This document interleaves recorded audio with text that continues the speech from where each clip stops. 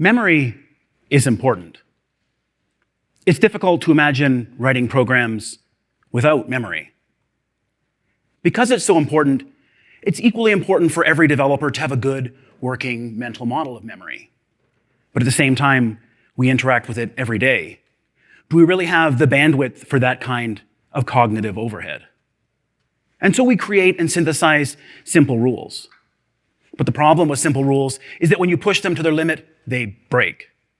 They fail to model the fundamental reality which caused you to construct them in the first place. To try and synthesize a simple rule that many people believe about memory, let's take a look at how the higher level constructs of C++ might be introduced. We might show the power of C++ to someone unfamiliar with higher level languages by showing them a structure. We can now bundle two values together. We don't need to write assembler. We don't need to remember the offsets of those values within that structure. And we can very easily initialize an instance of this structure and give it two values, assign a value to each of its members. And then we can see how it is this is actually represented in memory. We can lay out a map that goes from the high-level construct of C++ back to the low level of raw memory. Show how this structure on the platform I examined is 8 bytes. Show exactly how the values 2 and 3 in each of its members are realized. But when you show this to someone, their mind might start racing. They might start thinking about what it is this means, and what happens if we strip away the context? What happens if suddenly I don't tell you this is A and B, this is 2 and 3, this is just 8 bytes? What is this now? Is this an array of 8 bytes? Or maybe it's something a bit higher level. Maybe it's an array of 4 16-bit integers. Maybe it's just 2 32-bit integers. Or maybe it's just one buffer of bytes because it's just one thing. It's one 64-bit integer. Bringing it full circle, maybe we still have a foo. We still have that structure. But as we keep reasoning, as we try and find simple rules, maybe this is all and none of these things. Maybe the type system of C++ is just a lens we can peer through to look at bytes, so that we don't have to write the raw assembly that we actually intend. Let's take that simple model, one that many people, if they don't believe it directly, write code as if they believe, and let's put it to the test. Let's write a simple piece of code using our structure foo. Let's check the presupposition we had on the preceding slide that it's exactly the same size as a 64-bit integer. And then let's write a function. Let's write a function that accepts two references. Because they're references, we don't know where they are in memory. That is left to our caller. We have a reference to a 64-bit integer. We have a reference to a foo, and the first thing we do is we load the first member of that foo. We load it and we check to see, is it equal to 2? If it is, we go and store through I the value 4, but then we do something interesting. We check to see if f.a is still 2. And we might intuitively think this is ridiculous. Of course, f.a is still 2, but we have that simple model of memory. Types are just lenses we can use to look at buffers of bytes. How do we know that our caller, who supplied these references to us, didn't make both those things lenses over the same buffer of bytes? Maybe when we stored through I, we overwrote all of f. Maybe the value of f.a is changed. But at any rate, if the value of f.a is still 2, we return it. Otherwise, we return f.b. Let's write a program that calls this function. Let's write a program that initializes that structure with 2 and 3, and then calls our function, but doesn't just call it with an f, calls it with an f, and then tries to use the type system like a lens. Tries to peer at the memory behind that f as though it's a 64-bit integer. Let's see what we think will happen if we adopt this simple model. Of course, we're going to start out with a view of memory that looks like this. We have 8 bytes. We have a foo, 2 and 3, and we also imagine that they mean something when we consider them as a 64-bit integer. The first member of the foo is, of course, 2, and so we take that first branch. We store 4 through I, and all of a sudden, memory looks very different. f.a is no longer 2. And so under our simple model, we should load it, find that it's not 2, and the second branch shouldn't be taken. We should go to the bottom, and we should return 0. Now let's turn to a real compiler. Let's ask a real compiler what it thinks of our example. And a real compiler says, I inlined the whole program, and the answer is 2. But 2 isn't 0, and we reasoned through the entire example, so what did we do wrong? What we did wrong was we supposed that types were a lens. We suppose that we're allowed to look at an instance of one type through the lens of another type. We did something called type punning. And if we look at the assembly that's actually generated when we don't inline, we can actually find where exactly it is that the compiler says this can't occur. Because the first thing we do is we move into EAX the value of the first member. And then we compare it against 2, and if it's equal, we go to a label.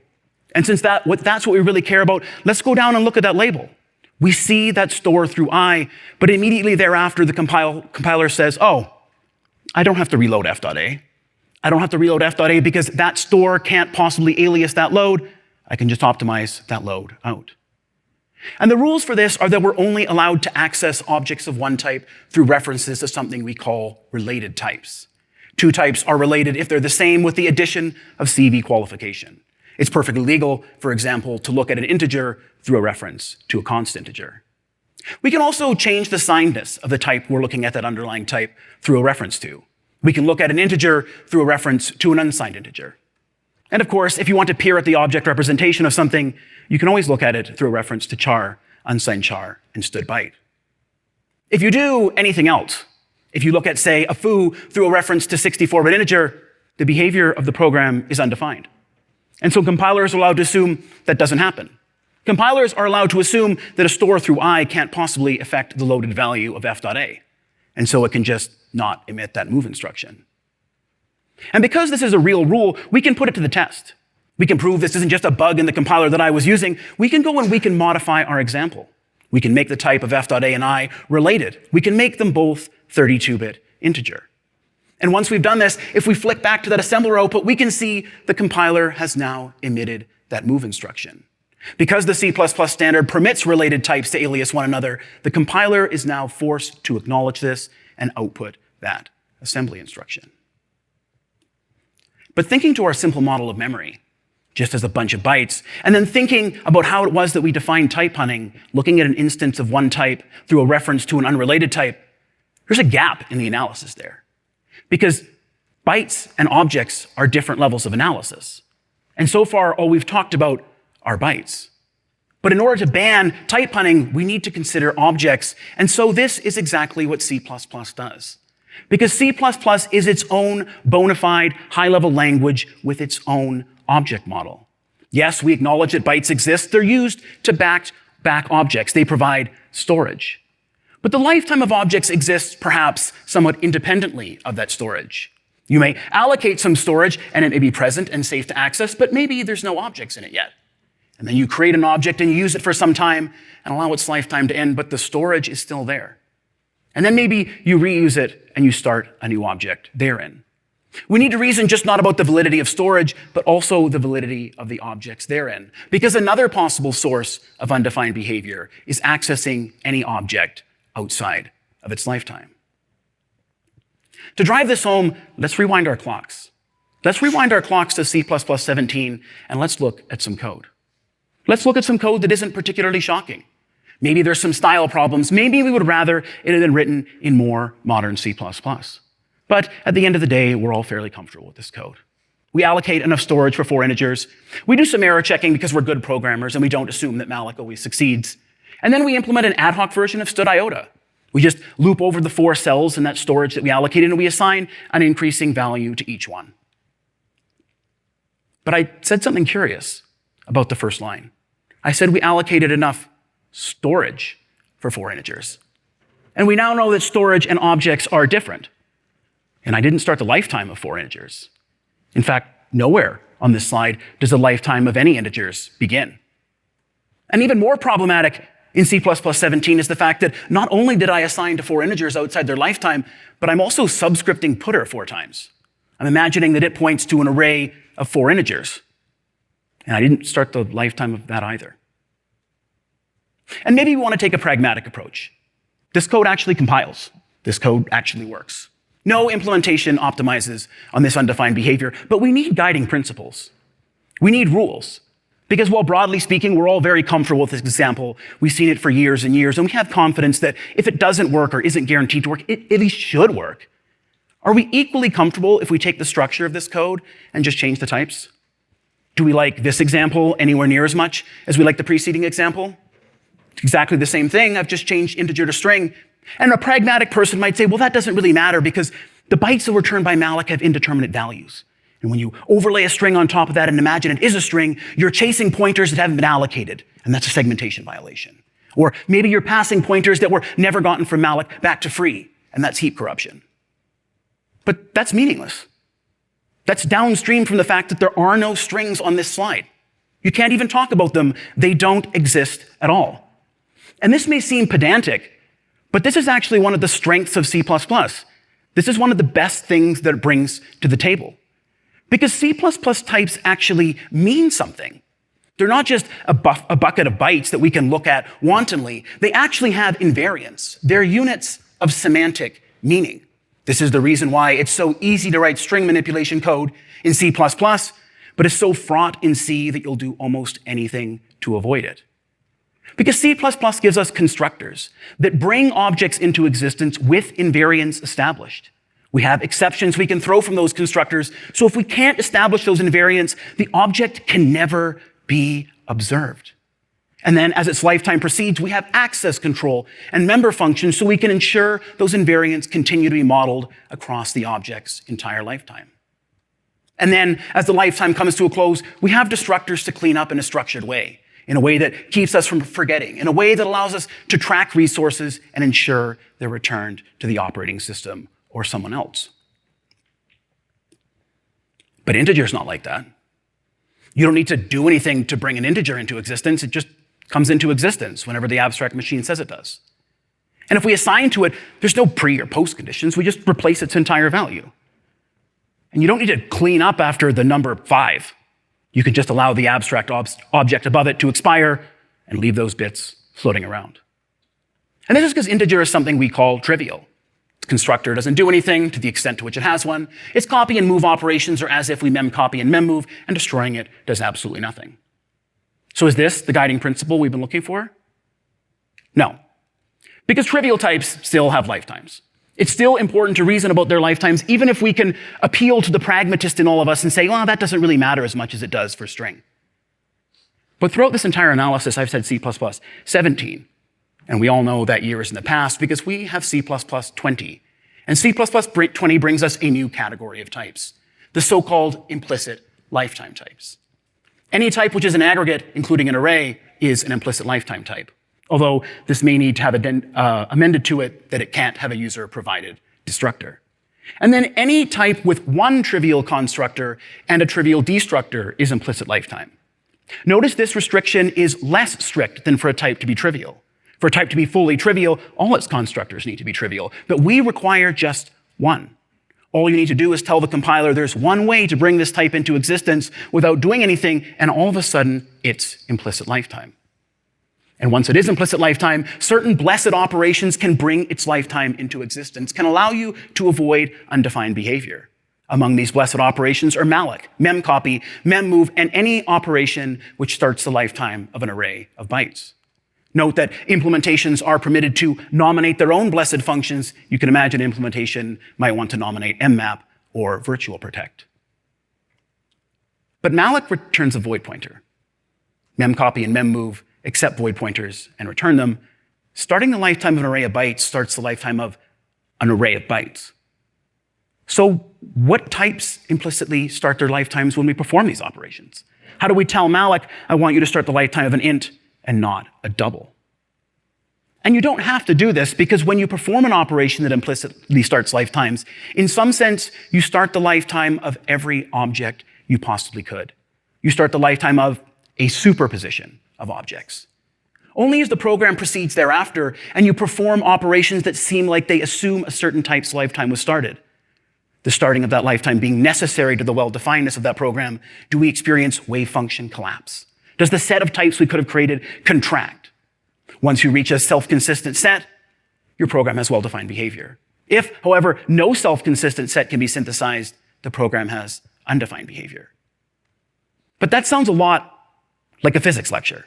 That doesn't sound like a talk at CppCon. So let's walk through those previous examples. Let's see if we can save this example and make it work exactly the way we know it should. On the first line now, we don't just allocate enough storage for 4 integers. No, we allocate enough storage for 4 integers, and we implicitly start lifetimes within that allocated storage of all types that storage has sufficient size and alignment for. Then, as we go down the slide, as we implement std iota, we perform one of those operations that previously rendered the behavior of this code undefined. We subscript putter as though it points to an array of integers. But an array of integers is an aggregate. Aggregates are implicit lifetime types. The existence of that object is necessary for this program to have well-defined behavior. And so the set of possible types contracts. The wave function collapses, and we discover that we did indeed start the lifetime of an array of 4 integers. Then, as we loop across the 4 cells in that array, and we assign an integer to each one, previously that was undefined, there were no integers. But array of 4 integers and 4 integers, 1 in each cell of that array, is a self-consistent set. And so the set contracts to be that set. The wave function collapses once more, and we discover that we created an array of 4 integers with an integer in each cell, and the behavior of this slide is now well-defined. But what about that example that we didn't want to work? What about the one that used string? After all, malloc has no seam. We can't tell it implicitly start the lifetime of integers, but not strings. No, even though I call it with a different size, even though I call it with a different intention, we still implicitly start lifetimes in the return storage. Then, as we go down the slide and we try to subscript putter, previously a locus of problematic behavior, well, an array of strings is just an aggregate. It's an implicit lifetime type, and so we discover that we actually started its lifetime appropriately. And so we call toString and we get a temporary string, and we go to assign it to each cell in that array. But string has no trivial constructors. String doesn't have a trivial destructor. String is not an implicit lifetime type. There's no self-consistent set of implicit lifetime types that could gift this slide with well-defined behavior, and therefore, the behavior is undefined. But we did get something out of this. We did get something out of C++20 and its application to this slide, because subscripting that putter is now well-defined behavior. And that means if you reach into your C++ toolbox for the appropriate tool, you can now write an example that looks something like a really basic vector that has well-defined behavior that uses placement new, that tool we use to explicitly start lifetimes, to start the lifetime of a string in each cell of that array. But when we walked in this room, many of us probably thought that these examples just worked. And so we've taken this grand tour of a facet of C++20 just to end up back where we started. What new things can we get out of this? What previously verboten patterns can we render well-defined? Let's try and load an integer from a buffer of bytes. Let's try and write a function that loads an integer from a buffer of bytes and returns it. Under our simple model, we might write this code. We might static hash the void pointer to a constant star, dereference it, and return the result thereof. And this actually does have well-defined behavior if and only if putter points to an integer within its lifetime. But what are the odds of that? Why would you write a function that takes a void pointer when everyone who ever calls it passes a pointer to an integer and then casts that pointer back to an integer and return it? You could have just put star on the pointer and never called this function. So the odds are the behavior of this slide is undefined. But look at that code gen. Look at that assembly. It's really fast and good, and that's what we want and that's what we need. And a lot of people use that to opt out of the undefined behavior. They say, I don't really care. My implementation does the right thing, and so I'm just going to write this code anyway. But then we have people who come to us and say, no, you have to write well-defined C++.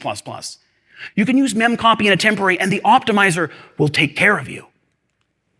And so we do exactly that, and the optimizer, sure enough, takes care of us. But if we look at this like it's a generic function, not just one written for integers, there's a problem. Because we can imagine implicit lifetime types that aren't default constructible at all. And if we replace int with t, this function no longer works. But we have C++20 now. We have the power to implicitly start lifetimes. We have those blessed operations, and one of them is memcpy. So we can just update our implementation. We can create a buffer of bytes that's sufficiently aligned and sized, and then we can memcpy into it. The pointer returned by memcpy is blessed. Lifetimes have implicitly begun in that storage. So we cast it to an integer, we dereference it, and we still get that great code gen that we want. And what we actually just did over the course of the last few slides is we almost but not quite implemented std bitcast. We almost but not quite implemented it because our function is strictly more powerful. It accepts a void pointer to a buffer of bytes, whereas bitcast accepts a reference to some from type that has to be the same size as a to type. And if we're thusly inclined, we can now write a C++20 implementation of std bitcast. We can make sure it's appropriately constrained as bitcast needs to be. From and to need to be the same size. They both need to be trivially copyable. We make that buffer of bytes, we memcpy into it, implicitly start lifetimes, and return that value. The only thing we can't do is make this const expr. We still need to rely on compiler magic for that. But loading integers out of buffers is not even that interesting. It's not something we do that often. What we really want is the ability to write truly efficient code. We want to write truly efficient code by making it zero copy, by using and reusing the same putter to the same storage at multiple levels of our application while simultaneously benefiting from the high-level constructs of C++. We want to write code that looks like this. But for all the reasons we've gone over previously, this code probably has undefined behavior. But it has really great code gen. One jump instruction. It's tail recursive. It does exactly what we want it to do in assembler. But we can hear those voices from earlier.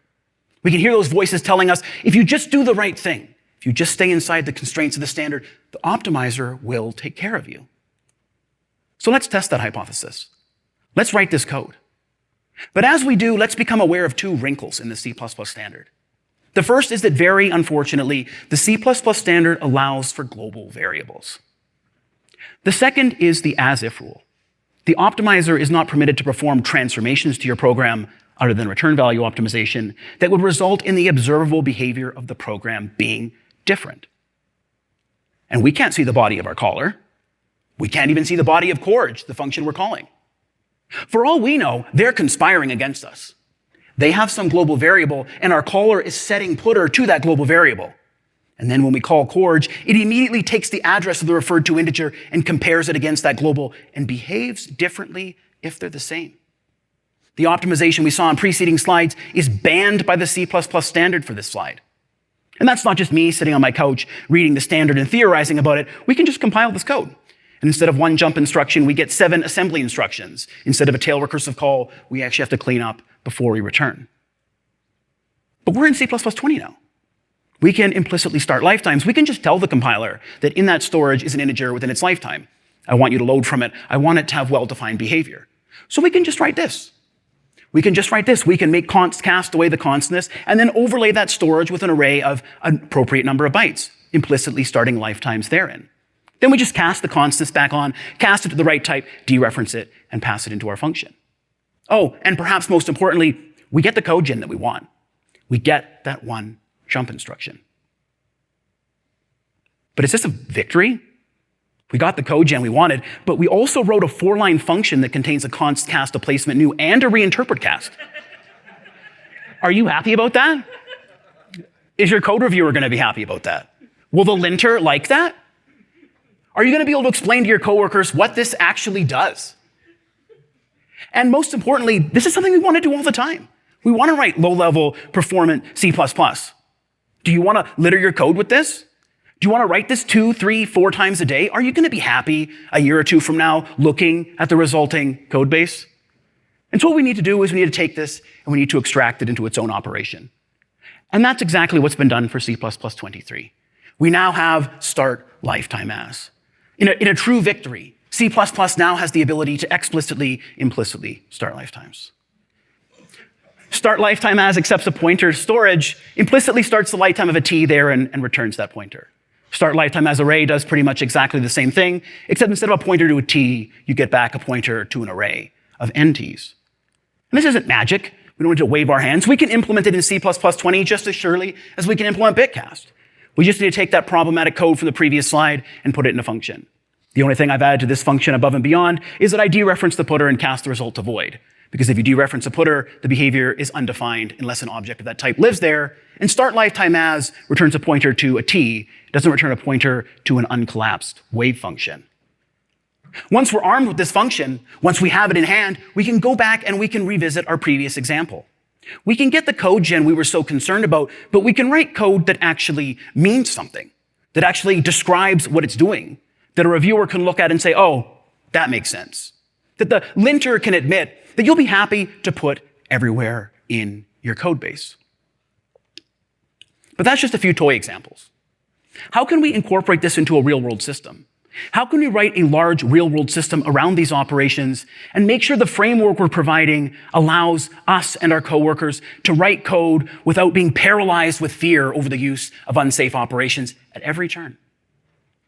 That's exactly what I've been doing at work for the last 2.5 years. I've been writing a time series database engine that is a series of binary updates. Binary updates brought into memory by mapping in pages from the file system, which we access with zero-copy techniques using the tools I've laid out in the first part of this talk.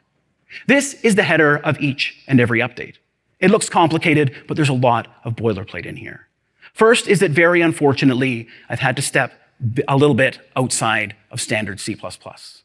Because standard C++ does not allow me to under-align types, and that is what our file format requires. The reason for this is actually the same reason for that complicated timestamp getter function. If I align this structure on 4, 64-bit integers are aligned on 8 on my platform, which means about half of the time they're going to be under-aligned. And if you bind references to underlined members, undefined behavior sanitizer gets very, very upset with you. And because we accidentally bind references all the time in C++, particularly if we're writing modern C++ with forwarding references everywhere, I've just written a getter that rips that underlined member out, puts it into value, and returns it. The only other important part of this update is the length, which indicates how long the storage this header is a header for should be, which is checked and validated by the database engine, which is all totally pointless unless we can interact with the database engine. And so we have a query. We have a query that has some irrelevant parts to it, but the most important part is it gives us a pointer to an erased update, a pointer to a header in storage, directly mapped in by the operating system that the database has validated to ensure the length member is correct and appropriate lifetimes have implicitly begun. So now we just need to store some data in this system. We need to write something that has that header, that has some data that we're interested in. And so we just derive from it, make sure this update is packed as well, and add some interesting data. In this case, let's imagine it's a sequence number. So we're off to the races. We can write a small program that uses all this. We can open the query and we can manipulate it somehow so it points to an interesting update. Then we grab a pointer to the update, we check to make sure it's long enough, we throw if it's not. Otherwise, we start lifetime as our derived class and we grab that sequence number. We just write regular C++. But do we really like this ad hoc checking? Are we confident that every time we write it, we're going to write size of the right type? I mean, that is kind of a whole class of errors that compilers have warnings for when you use memcpy. And are you going to write that comparison in the right order or direction every time? Is the branch you take on error always going to exit the function and never, ever leak through to below when it would be unsafe? Are you going to gather up the right amount of context or have a descriptive or consistent error each and every time this happens? And if you figure out somewhere down the road that you were doing it wrong all those times, how are you going to audit the entirety of your code base? No, this is something else that should be pulled out that's ugly enough that we should just model it with its own operation. We should have an enumeration of the possible errors, of which there's just one. And then we have a make error code function which accepts an enumerator and returns to us an error code. And then we reach for C++23. We reach for the promise of C++ that the type system is powerful enough to allow us to write structurally correct programs, to make invalid states unrepresentable. We use expected. We don't rely on the outdated idiom of returning a pointer and passing in an error code by out parameter, and then writing documentation where we pray to our user that they check that error code and be really sure they did before they use that pointer. No, we just use an expected. We're either unhappy and return an error, or we're happy and return a putter. We never expose the invalid state of pointer and error to the user. With this in hand, we go and we write our update as function. We accept the header and we return an update as result. We return an expected. We do that comparison, but now we do it in one place that's generic. We do it in one place where we can audit it and test it and build confidence in it, where we can reuse it and update it in only one place if we figure out it's wrong. If the size is too short, we simply create an error code. We create an error code, wrap it in unexpected, and return it as the unhappy case of an expected. If we're satisfied with the length, we finally make that unsafe start lifetime as call and return the pointer to the user. We give the user unambiguously back a pointer to an update. They're now free to go and use safely. And so we can revisit the preceding slide. We can revisit the preceding slide, except now instead of an ad hoc if statement and an ad hoc throw of a stood runtime error, we just have one line. We just call update as and get an expected back. We call value to try and get that pointer out, and if there's no value, it throws an exception every single time. There's no risk of us leaking through to the next line. And then if we do get through the next line, we know we're safe. We know that pointer's not null because we know update as is correctly implemented. So we just write out that sequence number and we're good to go. We're type safe. We're correct by default. But then a user comes to me and they say, you know what, just the sequence number isn't that useful to me. I'd also like to know the time at which the sequence number happened. Well, that's easy. We know the time is in the header. And so we just add one line of code and we write out putter points to timestamp. We call that function that gets around all those alignment issues. This seems correct, right? And we stare at the code for a little bit. We flatten out those functions in our head and we think about what's actually going on. I have a pointer to an erased update. I pass it to update as, and it starts the lifetime of an update in that storage. I get that pointer back, and then I write out a sequence number from that object. But before I do, I try and write out timestamp from the object that existed in the storage before I started the lifetime of that update. And that starts to bring to the surface something that we haven't talked about in this talk so far. We've done a lot of hand-wringing about making sure that we start lifetimes. But lifetimes are symmetric. They also end. They can end in the two usual ways. A variable with automatic storage duration goes out of scope, or an object with dynamic storage duration is deleted. But the C++ standard provides two more esoteric ways to end the lifetime of an object. You can do the so-called pseudo-destructor call, where you call the destructor as though it's a member function and thereby explicitly end the lifetime of an object. Anyone who's ever written their own ad hoc optional or vector has assuredly done this. Or you can reuse its backing storage for a new object. As soon as you reuse the storage an object resides in, that object's lifetime just ends. And so on the preceding slide, that pointer we were dereferencing doesn't point to an erased update at all. It points to no objects and indicates some storage. It's lost the magical property of pointing to an object within its lifetime because that object's lifetime ended. Which brings us to the one and only justification for an operation in the standard library that has taken on seemingly mythical status, to which a variety of perhaps contradictory behaviors have been ascribed, about which it's been said that it does what it is that start lifetime as does. Because this is the one and only use case for std Launder. When you have a pointer to storage, and you know there's an object there, but that pointer doesn't have provenance over that object. You can go and tell the compiler, I know better than you. I know this pointer is actually pointing at an object. I want you to act as though it does. You can restore to that pointer the property that it points to an object within its lifetime. And because we've taken control of object layout using pragma-pack, we know that that derived class, that base class subobject, is present at the beginning of storage. We know it's present in the exact place it was present at before its storage was reused. And so we just amend our example. We launder that pointer, and then we chase it to get the timestamp. We restore well-defined behavior to our code. But structured updates like this aren't that interesting. They are in some instances, but the real-world data has a variable length. It comes in big batches, and we want to be able to represent this too. So imagine I want to write an update like this. I want to not just have a sequence number, but also some name, a view over some buffer of bytes in situ on the page which the operating system mapped them in on.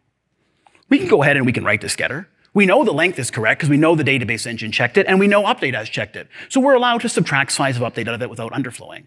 We check to see if it's empty. If it is, it's an empty string view. Otherwise, we get the pointer to the byte of storage after the update, which the database engine has assured us is safe. We start lifetime as an array of characters, and we return it. The reason for the branch on this slide, the reason I check to make sure that size is truthy, is that as currently formulated, start lifetime as array does not emit second parameters with a value of 0. But this is seemingly too convenient. We don't really have a lot of preconditions about the values of bytes we make a string view over. The size of a character is 1, so none of the lengths are invalid. What if we want to model something more complicated? What if instead of a string after the update, we want to have a bunch of these leg types? Let's imagine we're writing an application for financial applications. We want to encapsulate the legs of a spread. We want to store their product ID, the ratio or quantity, whether on the buy or the sell side, and then we want to have a reserve byte because we know that we want a size divisible by 4. But now we have a structure whose size is 8. There are some invalid trailer lengths. What if the trailer's length is 4 or 12? Doesn't make any sense to have half a leg or 1.5 legs. And what if the user who wrote the database didn't understand what they were doing? What if the value of buy ends up being 13? That's not 0 or 1. That isn't what we want when we have a binary flag in an update like this, We're coming all the way back to what it was the C++ type system was supposed to offer us. The ability to keep objects from coming into being if their preconditions and invariants couldn't be met. But maybe we're happy to hand-wave all this away. We say, it's okay, it's just raw bytes. I mean, 12 is just as truthy as 1, right? And if there's 4 bytes, then we'll just truncate, and there's none. So we can go ahead and we can write the getter on these assumptions, assuming that's our use case. We just take the getter from the preceding slide and we divide by the size of the leg type. We check the size. If it's falsy, we return an empty span. Otherwise, we go and get the next byte, start lifetime as array, and we're off to the races. We return a span. But what if we actually want to go back to the C++ type system? What if we want to make sure those invalid states can't be represented at all? What if we want to restore the guarantees of the C++ type system? We can just write a validate member function. We can encapsulate the logic required to bring our type into being in this validate member function. We can have an enumeration of the possible errors. We can have a make error code function that collapses them to an error code. And then we can write validate. We can derive the length of the trailer and check it to make sure it's evenly divisible by the size of our leg type. If it's not, we fail. And then we loop over each of the legs and we check to make sure they have 0 or 1 in each and every one of their byfields. And if they don't, we return an error. Otherwise, we fall off the very end. We return a default constructed error code and we're good. But the user has to remember to call this function. At every single call site, they need to remember when they bring one of these objects into being that I need to call validate. They need to handle the return value correctly. They need to make sure they don't use it if it doesn't validate, just to give us back what the C++ type system gave us for free. And even more problematic than that, what if we know our users do all that correctly? What if we know they're perfect, but then we add a validate member function to an update that didn't previously have one? Once again, we're stuck sifting through our entire code base. And making sure that each and every time we bring one of these into existence, we do it right. And so maybe we want to go back to the fundamentals of the C++ type system. Make invalid states unrepresentable. We want to fold this into the update as function, which starts the lifetime as updates after it checks the preconditions. And we do that by doing everyone's favorite thing in C++ 20. We write some concepts. The first concept encapsulates all of the requirements we have for an update if we're going to apply update as to it. We need to be able to call validate on it. It can't throw exceptions. It needs to return exactly an error code. But then we do something curious. Because we're very concerned with the safety of this system. We're very concerned about preventing undefined behavior, about making invalid states unrepresentable. And we can imagine that our user makes a small error. We can imagine they're authoring their type. They're aware they have requirements, and they've written a validate member function that correctly checks them. But they forgot to mark it no except. And so suddenly, the concept at the top of the slide returns false. If we use that to determine whether we should call validate, we're not going to call it. We're going to allow a pointer to an object that hasn't been validated to escape to the user. They're going to use it assuming it's correct. And how often do you actually shove invalid updates into your system? It probably only happens in a time of intense criticality when you're relying on the error checking. But that's exactly when we're going to fail in this situation. And so we write a second concept. We write a concept that just checks to see if the user intended for this thing to be validated by providing a validate member function. Maybe they returned bool instead of error code. Maybe they didn't mark it no except. And then the final concept is only satisfied if either there's no validate member function or there is a validate member function and it meets all of our requirements. Armed with these concepts, we can go and we can reformulate our update as function. We can reformulate it, and now it's not unconstrained, it's constrained by update as concept. We do the usual length check, and then we start lifetime as if it's appropriate and necessary. Then we used if const expert to check to see if we're supposed to validate this update before it comes into existence. If we are, we call validate, we check the error code, and we return it if the return value is truthy. Importantly, that problematic pointer that we derived just a few lines above never escapes to the user. We've restored that guarantee of the C++ type system that we check the preconditions, we check the invariants, and we make sure the user can never observe objects in an invalid state. If all of this passes, we return that pointer and we allow the user to use the update. And then, as one last courtesy to our user, we provide an unconstrained deleted overload. If the user makes a mistake in implementing their validate member function, they're not going to meet the constraints. They're not going to be eligible for the full update as implementation. They're going to call a deleted function. The compiler is going to give them an error as quickly as possible without them relying on runtime tests, etc. They're going to know, oh, I didn't satisfy the concepts. Maybe they don't even know what the concept is, but then they have to go and look it up. They have to go and look it up, or their incorrect program won't even compile. And I could keep moving up through levels of analysis. That's what I've done writing this framework at work. We could keep moving up and up and up. But CppCon talks, unfortunately, are of a finite length. And I want to make sure I leave ample time for questions, and so I'll just leave you with some parting thoughts. Bytes exist in C++. They provide the storage for all our objects, but that isn't all there is to the story. We can't just think of C++ like it's some convenient macro that lets us stamp out the assembly that we think we want. There are actual objects with actual lifetimes, and we have to actually reason about them. And while that can feel limiting, you can feel constrained in accomplishing the things you really want to do, C++20 gives us a new tool. We can now implicitly start lifetimes. We can now take advantage of zero-copy techniques. But in gaining this, what we've done is we've punched another hole in the type system. We provided another way to shoot ourselves in the foot. And so the onus is back on us to not just use these tools wantonly to write the code that we think we want, but to reason about it at every level of analysis, to bring in the core promises of C++, to take those unsafe operations and ferret them away where we can look at them once, establish confidence in them, and then just use them everywhere with confidence. Because at the end of the day, this isn't about just the type system.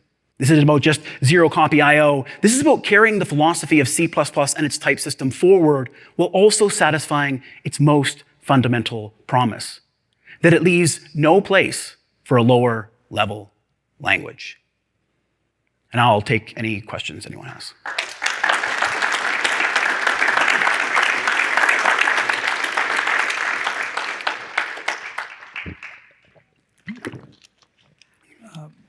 Thank you for the talk. There is one online question. Oh, online question. By Patrick Roberts. If the wave function doesn't collapse, that is, there is more than one valid interpretation of the superposition of lifetimes for a given flow of control, is the program's behavior still well-defined? So the question is about, I was talking about wave function collapse or the set of allowable types contracting, and the question is, what if there's multiple sets that satisfy that, like multiple types are still in that set, and you would have to pick between them? The answer to that is that the compiler picks one, and which one it picks is unspecified. So the behavior is still well-defined. You get one of the sets, but since you can't discriminate between them, which one you set not only doesn't matter, but isn't specified. Thank you for the talk. This is a, a dark corner that a lot of people don't realize. But my question is about the implicit lifetime starting and start lifetime as, related to the timing of the writes versus the timing of the establishment of the object. So you can start an implicit lifetime, but you're assuming that the value of the memory that's already present when you start the lifetime is then readable as that object type versus starting a lifetime and then writing as that type and then reading back out as that type. Is that a factor? Yeah, so the question is about the readability of the object representation as one type, and which comes to memory map files. Right, would come to memory map files. Kind of thing. So yeah. the little corner that makes that, there's a couple corners that make that possible. One of the most important ones is the fact that if your type is implicit lifetime, you had to tell the compiler that from some angle of attack, you don't particularly care what bytes are there by providing a trivial constructor of some description. Right, so you can bring it into existence trivially, and that's you telling the compiler, like, there's some way that my lifetime can be started, and I don't really care about the bytes that are underneath of it. So that provides that escape hatch. The other one, which I don't know if it's part of your question, is the idea that there's no objects there, and then we just like placement new, and we are accepting the values that are there. There was, from my reading of like sifting through the standards papers, there was a defect that made it so that there's zero overhead with a placement new of a buffer of bytes. And the paper which originally proposed adding start lifetime as calls out placement new of an appropriately sized buffer of bytes as one possible implementation of start lifetime as. I assume that the placement new implementation in 20 was insufficient and that start lifetime as would need to invoke some sort of intrinsic to let the compiler know. Well, and there's a couple, the intrinsic is the placement new. The placement new is like, so the placement new both starts the lifetime of a buffer of bytes, so anything that's there is gone, right, under the fourth rule that we laid out of ending an object's lifetime. And then the bytes are there. That's a sign to the compiler that you need to act like I implicitly started some lifetimes here, because starting the lifetime of an array of bytes is called out as one of the blessed operations that you can perform that implicitly starts lifetimes. And so the behavior thereafter is you just adopt the storage. And I mean, the storage might have values that are unspecified, and then I mean, I guess your program's unspecified. But here and pretty much everywhere else I've used it, we know the value of the buffer of bytes that are behind that. And so anyway, sorry, the last thing that start lifetime as brings you is it wraps all that stuff up in a package that's very convenient, because the package that I was using before I put out the canned example didn't actually collapse the wave function. So if you just pasted that into start lifetime as, you'd get back a pointer to t, but you could just wantonly cast it to some unrelated type, provided its alignment and size requirements were similar enough, and use it, right? So it's important that start lifetime as also give a marker to the compiler that you need to start the lifetime of a t here. And I did that by dereferencing a pointer to it and casting it to void. And the reason that I did that is because in P0593, I believe, the way that is called out to do this operation is to use Launder, right? Because Launder has undefined behavior if the pointer doesn't point at a t, right? And so you have that collapse of the wave function, but Launder isn't introduced until later in the talk, so I couldn't just use it. And then that almost brings up more questions than it answers, right? Because that's a really weird use of Launder, right? Because you already have a suitable pointer that you could just reinterpret, cast, and use, but you Launder it anyway because you want this set to contract, because you want to make sure someone doesn't like do an irrelevant cast on the t and get accidentally well-defined behavior. So it's just easier to have that as a primitive rather than everybody stamping out 4 or 5 lines that are really not just really sharp edges of C++, but like 4 different ones in one function. So it force collapses the waveform, Yeah, regardless of how you do it. It force collapses it, so you get a pointer to a t, right? You can't just cast t to like u, which has the same storage and alignment requirements, and then use it and never use the t, right? That's undefined behavior now because we started the lifetime of a t. Okay, thank you. Yeah, wonderful talk. I noticed that you rather carefully called out the example code as being C++ 17, as opposed to, say, 11 or 14. Was there a background to that? Well, I think that based on my understanding, some of the object model changes in 17 broke a lot of this stuff. It's not quite clear to me to what extent those particular examples were or weren't broken before. I mean, the string one obviously is wantonly undefined behavior, but I know that 17 particularly had these problems and they had to be corrected. And in correcting them, we've actually gotten a richer object model that supports more operations, I would say, because you can do a lot of this zero copy stuff with confidence. But it was a wrinkle that had to be fixed, and it was an interesting wrinkle because if you read the standard strictly and managed to implement an implementation that just implemented the abstract machine, then those examples didn't work, but like no implementation was like that, right? 0 implementations actually did anything about that. It was more just something to annoy people when they looked at it, like, oh, it's undefined, but I can't make it bright. Makes perfect sense, thanks. Are there any more questions from people in the room or online? Yes, there are 2 questions actually. So the first one is, can you clarify again what you meant by types being related, specifically in terms of standard uint32_t and the foo struct? Right, so under the anti-type punning rules, types are related if they have a particular relationship to each other.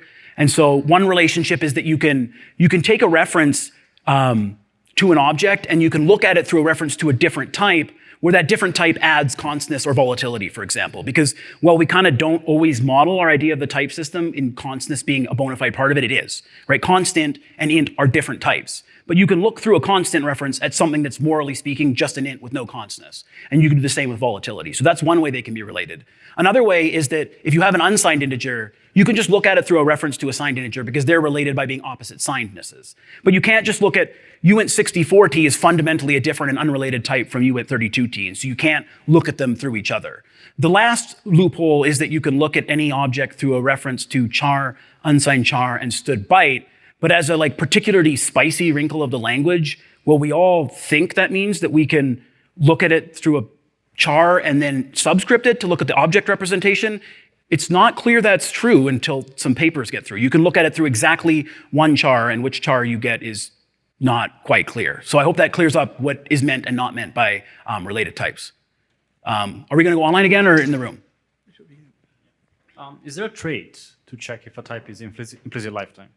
As far as I know, there's no trait. And I actually had this conversation with a coworker when they listened to my talk. They asked why we don't use it. Particularly their question was, why did you constrain your implementation of bitcast but not your implementation of start lifetime as? And the problem is that bitcast requires trivial copyability. And it's sufficient, if something's trivially copyable, then it must be implicit lifetime, provided it has a trivial destructor, right? Which I believe is part of trivial copyability. The problem with implicit lifetime is it's any trivial constructor. So it could be the default one, it could be move, copy, or it could just be one random one that accepts some tag type which is private to your class. This is a way to tell the compiler, hey, I'm cool with this being implicit lifetime. So without compiler intrinsics, there's no way to check, right? Because the compiler is the only one who can enumerate every constructor and be like, are you trivial? Are you trivial? So maybe we'll get one of those, but as far as I know, we don't have it, and I don't even know of a paper proposed to add one. So it wasn't in the original paper. It was not in the paper. I don't believe it was in the original paper. So the only reason why we don't have it is because it hasn't been proposed. Because it seems like something reasonable. You would want to constrain your. Yeah, right. You would want to, like, it would be nice if when you tried to start lifetime as something that is an implicit lifetime, it was like, no, you can't do that, right? Or if you modified a type and accidentally, unintentionally made it not implicit lifetime, it would be nice for the whole program to blow up rather than being like, oh, okay, it's undefined now. Thank you. Yeah, so this is, again, a question by Patrick Roberts. In the example code using start lifetime as array, there is a condition to avoid the ill-formed case of creating zero-sized array. Is the optimizer smart enough to not generate assembly with a branch? I didn't actually check to see if the optimizer is smart enough in that particular case. The solace there is that in the paper that adds start lifetime as, it was pointed out there wasn't enough time in the design process to like make zero be allowed because it's not clear what that should do. And so there may be national body comments as we get closer to C++23 to fix that, because it's a really weird wrinkle, like check for zero and then handle it. But I'd have to actually run it through Compiler Explorer and check to see if the optimizer is smart enough. I would hope it is, but I don't actually know if it could do that, because then you'd be constructing a string view with a non-null pointer and zero rather than the default constructor, which I believe is equivalent to null and zero. And so you may be able to differentiate these two. I'm not 100% sure if you could differentiate them. And if you can't, if the compiler is smart enough to look at the entire string view class and be like, okay, it's fine, just get rid of the branch. So the answer to that is I don't know. I didn't look at that when I was laying out the slides. Okay. Another question by Philip Gaiman. What if there is a constructor template that is trivial only if the template parameter has some properties? There is a follow-up. Specifically, must the constructor prove that there can exist some t for which constructor is trivial? Wait, can you repeat the question? I'm sorry, I didn't really make it out. Yeah, sure. What if there is a constructor template that is trivial only if the template parameter has some properties? Specifically, must the constructor prove that there can exist some t for which constructor is trivial?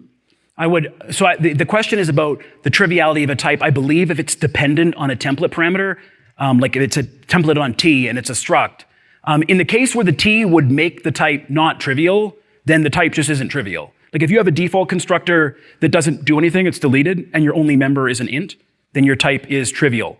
But if you have a member that's a string, then it's not, right? So you gain it be the transitive property. I hope that answers the question. Are there any other questions online in the room? Yes, just two more questions. This question is Brian Bean.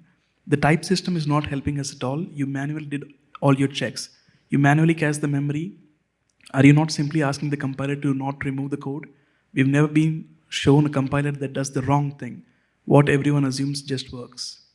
So I'm unclear what whether the question is about the back half of the talk, where I'm using my own operations to reestablish the guarantees of the type system, or if it's about the examples in the front half of the talk that have undefined behavior. I can talk to either one of those, right? So in the back half of the talk, the type system isn't doing the heavy lifting, but we are doing the heavy lifting in one particular place, and then we're relying on the type system to radiate the correctness of that code, right? We refuse to acknowledge the fact that we could form a pointer to an object that doesn't validate, for example, by hiding it from the user the same way that a constructor does, right? When a constructor throws, the constructor still runs, right? And there's still some memory that constructor is writing to and interacting with.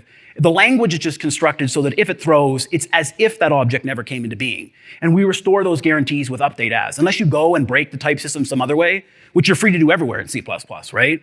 You call update as, and you either get a pointer to an update you can interact with safely, or you get nothing, right? The fact that unsafe operations are going on behind the scenes is just a side effect, and we can look at that and we can audit it and make sure it's correct, and we can evolve on it and keep testing it.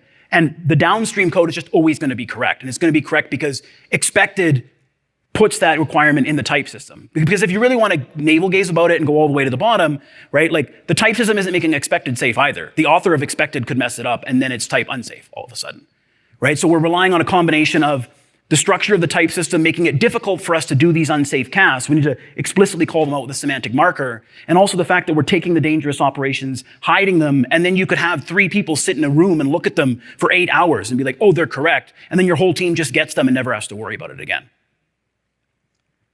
Okay. This question is by David Knott. What does this mean for const expert since standard start lifetime as cannot be implemented without compiler magic because reinterpret cast is forbidden in const expert? I don't even think the current formulation of start lifetime as is const expert at all. I think that's something that the paper for start lifetime as discusses as something that it couldn't do and that it might want to do in the future. It's bitcast that's const expert. And as far as I know, bitcast is const expert, and the const expertness does require a compiler magic, at least for the time being. One interpretation of that other question was basically saying, if no current compiler is optimized on this mess, then why worry about it too much? Right? Right, so the question is that why would we worry if no current compiler is optimized? And I think there's a... Current being the current being, there, right? Like, I think one of the things that we should aim for as the community is to give the compiler vendors the ability to optimize on these things. Because right now, even if they hypothetically could, they know that if they push that button and ship it, like 80% of the software in the world just breaks. And so they can't do it, right? And so we need to have the tools and use them consistently if we're ever going to get to a place where the compiler vendors can either put that in as the baseline or give us some opt-in to say, hey, I really mean my program is correct, I think and hope. And can you aggressively optimize it based on the object model and all this great and wonderful stuff that we're building up as we go through 17 and 20 and 23.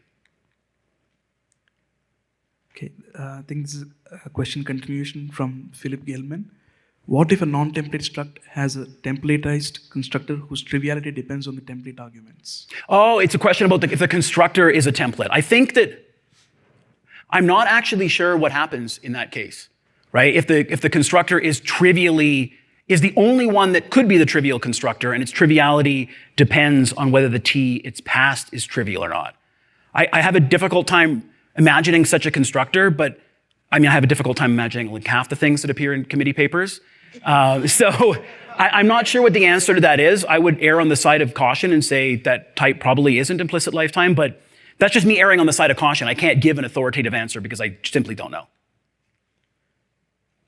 Are we all good on questions? Thank you very much for coming.